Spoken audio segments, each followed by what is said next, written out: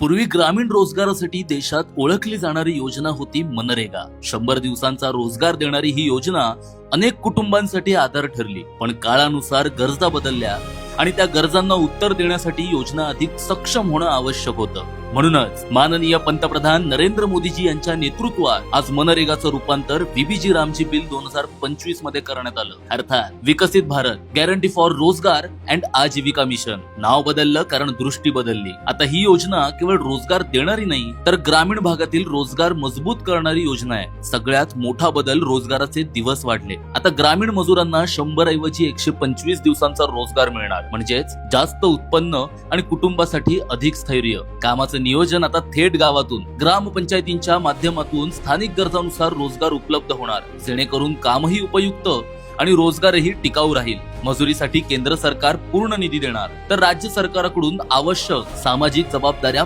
पार पाडल्या जाणार. हा बदल म्हणजे फक्त नावातला बदल नाही तर ग्रामीण भारतासाठी रोजगाराचा नवा आत्मविश्वास आहे. याच विश्वासाचं खणखणीत वाजणारं नाणं म्हणजे